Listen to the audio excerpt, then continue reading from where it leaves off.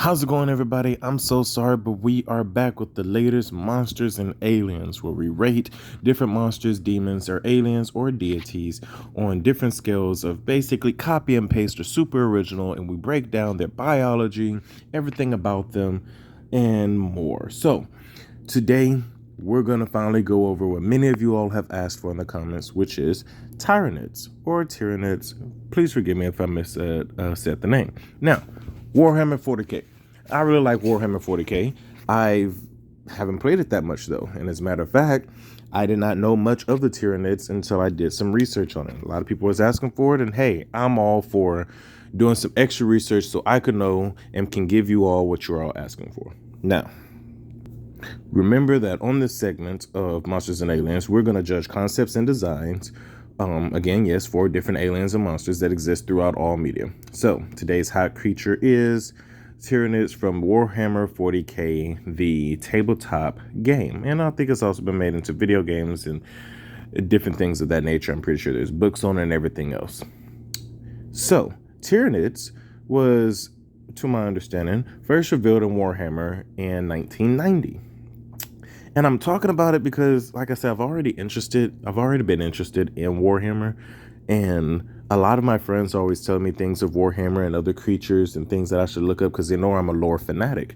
And so you all mentioning Tyranids just make me kind of want to dive in and find out what I could, and there's a lot on them. Now, I'm not going to lie, my first impression was like, oh, these kind of like xenomorphs. But boy, was I wrong. They are way more sophisticated than xenomorphs. I now think xenomorphs is just the poor man's Tyranid. Now, if you have not played Warhammer 40k, this could contain spoilers. To an extent.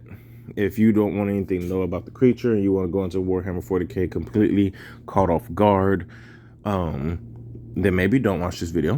But more than likely, you know exactly what Tyranids are. I'm the slow one here, so I'm sure you all will actually be teaching me more about it in the comments below.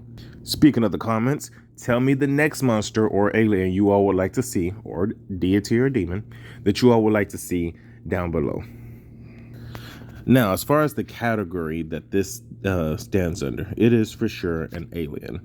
And if you don't remember how my categories work, I have several different categories. I have aliens, demons, animated aliens, deities, fantasy creatures, and humanoid monsters. Now, I wanted to put this under fantasy for a second because, I mean, it is Warhammer 40k. It is a space sci-fi fantasy adventure.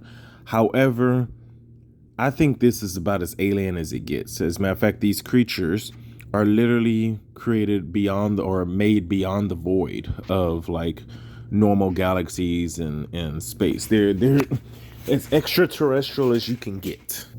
Now, as far as looks, if these came out in the 1990s, then technically xenomorphs came out first.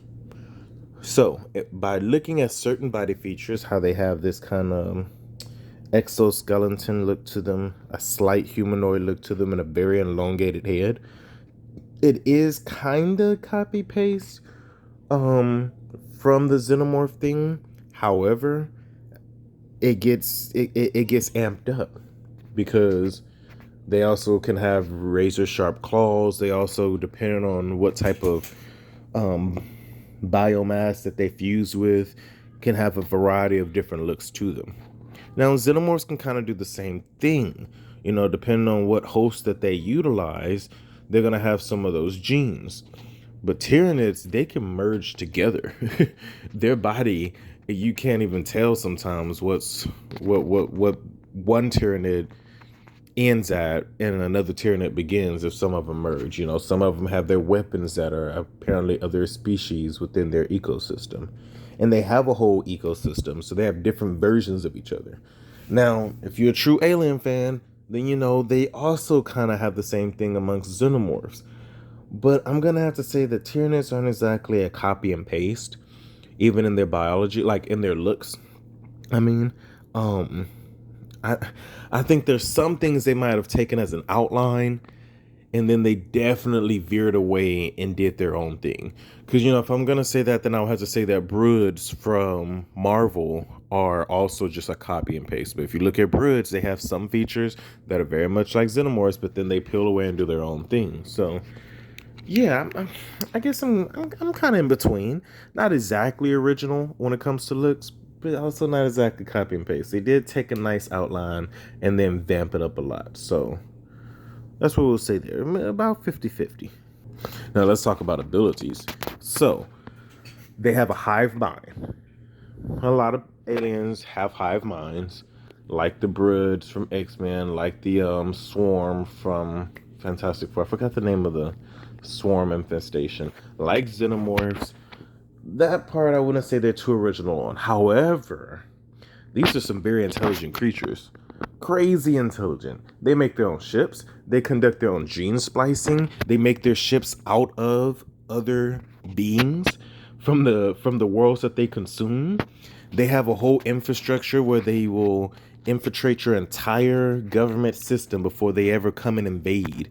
Because yes, they also have the ability to essentially kind of take over your body if you're the host, but not in a xenomorph kind of way where it just busts out of your chest and now you're dead and there's a new xenomorph.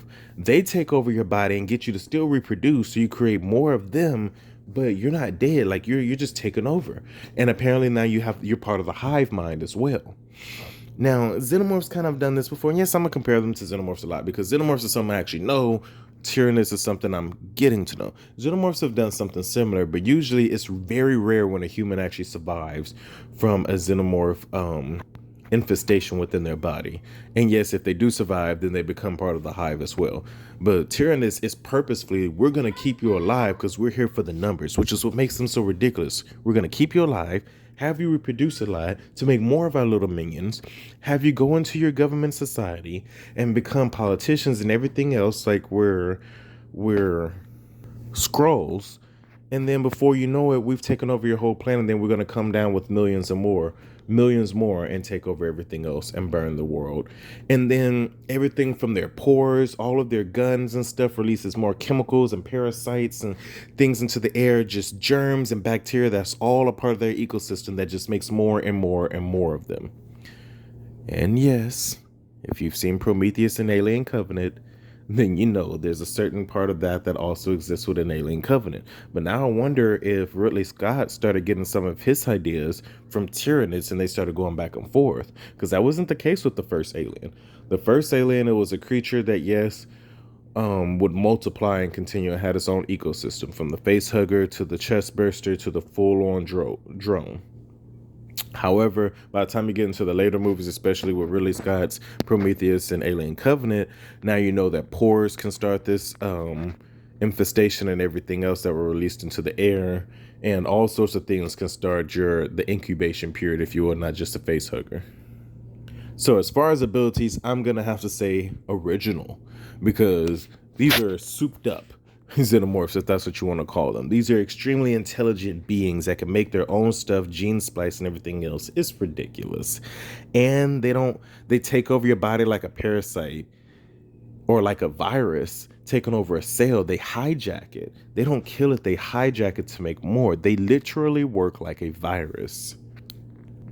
Now, as far as their biology, I'm not too sure about their biology. Like I said, it looks like they have an exoskeleton. Some of them have razor sharp claws that can tear up a human being in a matter of seconds. Their biology is, well, their bodies is made up of stuff that, if it probably splashes on you, could make more of them in different types of ways. Their bodies, when mixed with other genes or meshes, I guess, with other biology and life forms and things like that, it connects it to it. You know, not just the hive mind, but it begins to pollute whatever it touches.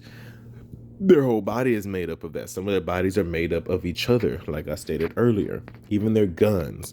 So as far as biology, is definitely original. Every single thing about them to their ships is some sort of life form that's been altered by their genes or their chemicals and things like that. So definitely original. I have yet to come across a species like that works in that manner, where everything is kind of a part of them, from their guns to their ships. I think that's crazy. If there is another species out there, I'd love to know about it. But to me, this is extremely original. Now, let's talk about lasting impressions. So, first off, I'm sure there's so much on the Tyranids I did not touch on. There's a lot of information out there, and I really wanted to get this out and talk about it with you all to show y'all that, like I said, tell me what you want to hear about, and I'll go over it. We'll rate the species. And also, it's gotten me into it where I want to learn more about them. Talk about lasting impressions.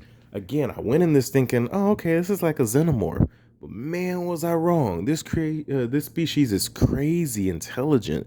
It's crazy dangerous. The numbers are absurd. They will wipe out a xenomorph species, probably extremely easy. The intellect on being able to actually infiltrate a government fully while still being from just the outskirts, from the outside in, you will probably think, oh, this is just some, dumbfounded species that might be good at hunting, but they're not like intelligent. No, they're intelligent. This seems like an unbeatable foe. It seems like an unbeatable foe unless you have some super weapons and ways to see them coming and completely avoid them. They lure in their prey, apparently with ships that they'll just send to your planet or your galaxy, and then when people investigate the ship, they get infested, and then you take that back to your planet. They work like a virus from the inside out. They go to each planet and take resources from it to make more of them so that they can go to the next planet and do the same thing, and they wipe out anything in their way. Their numbers are insane.